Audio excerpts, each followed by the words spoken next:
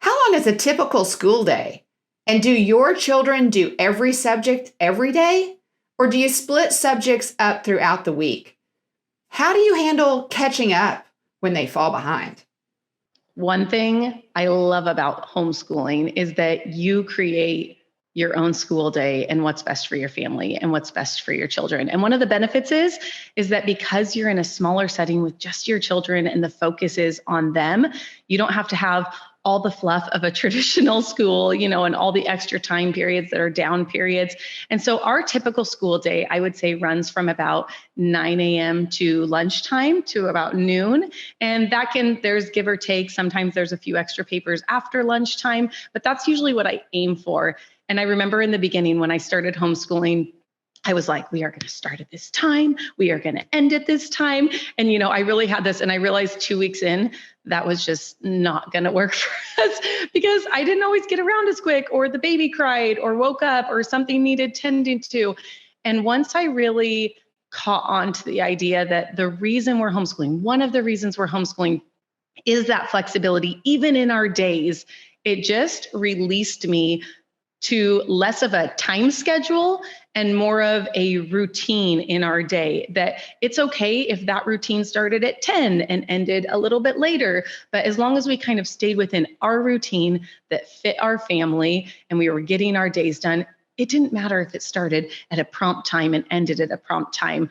And so I've really tried to embrace that as we've gone through. And the other blessing to me was, I remember my mom, she homeschooled us for several years growing up. And I remember a specific phone call with her where she was telling me, Sarah, you don't have to fit in everything in a day. It's okay if you don't. And for my personality, it was like I almost needed that permission to say, okay, yeah, you're right. My son doesn't have to do repetitive handwriting 5 days a week. It's okay if he doesn't. So as I began to, again, take on that and embrace that, I saw such a change, not only in our days, but also in my boys, almost like the more relaxing, oh, okay, we don't have to, do 10 papers a day to get everything done. So I think finding for your family what works best. For us, sometimes I'll pick handwriting as Tuesdays and Thursdays and spelling as Mondays and Wednesdays. And then Friday's a day off from both.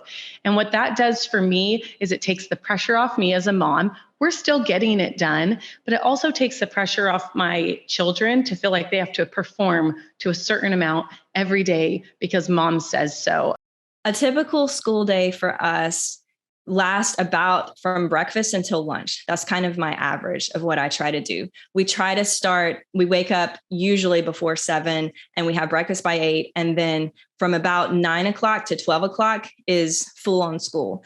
And during that time, I have my older kids teach some of the younger kids, and we do rotate days. So our school day is usually about 3 hours for the younger kids. And then my older kids often have stuff after lunch that they have to do just because their workload is a little more intense. And so they're going to spend a little bit of time after lunch, but most of that will be reading or writing. I don't have their math typically go after lunch because by then everybody's tired and their brains are worn out. So I usually try to finish the heavy stuff before lunchtime.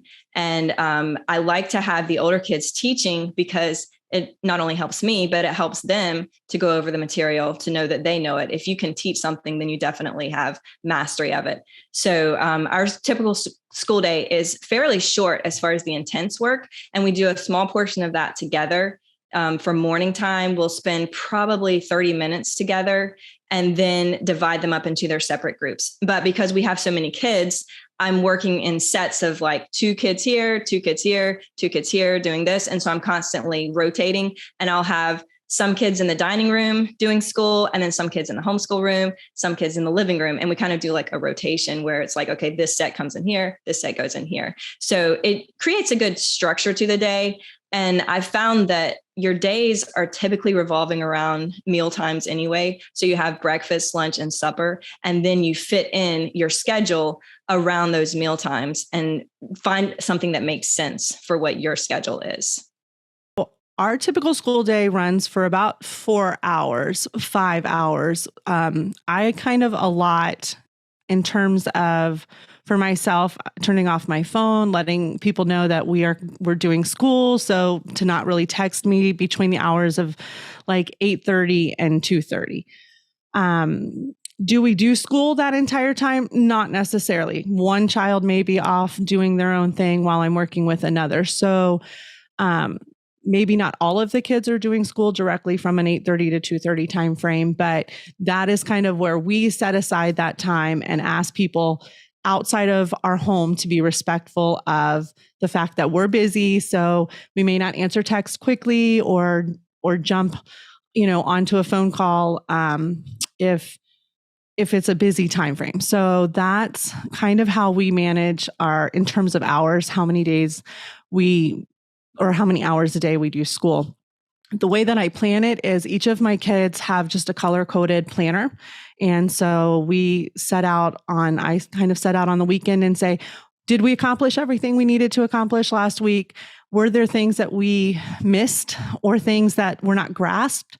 If so, those just get moved right over to the next week. So I don't know that I necessarily do kind of like a catch up, just because, again, our schedules do kind of ebb and flow, and sometimes we have control over that and sometimes we don't. So rather than being like, oh my goodness, you're 10 pages behind in math, we kind of just reset, start fresh the next week, and then maybe do less of work in that subject that they are already kind of have a good grasp on, and just move to the new concept, or kind of remove anything that might just be busy work, work for work's sake. I remember, this is year 11 for us. So I remember very well that our schedule looked very, very different with toddlers and babies than it does now. So my 16-year-old, I would say right now for CC, because that is an advanced course, lots of reading, he probably does a good 6 hours of school a day. And he's the one that has to play catch up. We really don't help him anymore. He has always been self-motivated. So that's super helpful. We do check-ins with him, and he does turn in certain things and we give it back to him for corrections. Our middle one struggles with dyslexia and has always had to have more support and help. And through the years, she has used different devices to help her schedule her life. And my youngest is in elementary school. So our schedule looks very different now than it used to. So when they were little, I did devotion together after breakfast every morning. It was the most beautiful time. And we did a lot together, a lot. We did science together. We did social studies together. We did field trips together. And those are the subjects that I feel like you can connect your children. I would say now that they're 16, I have high school, middle, and elementary.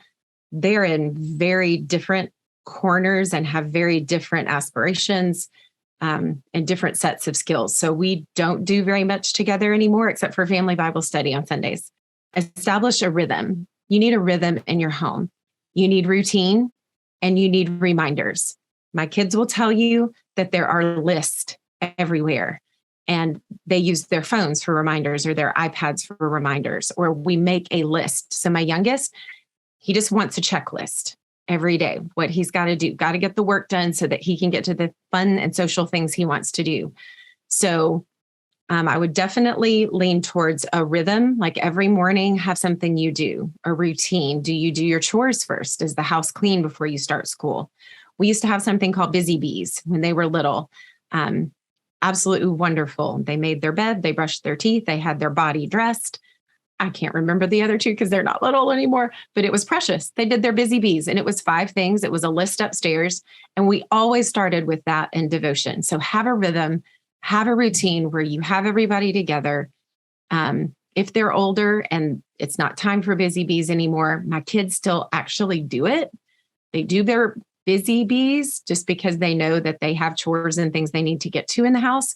But if you set up that responsibility and you set up a framework, even if they're little, you will have an easier time as they get to be teenagers with them learning how to pocket their time during the day.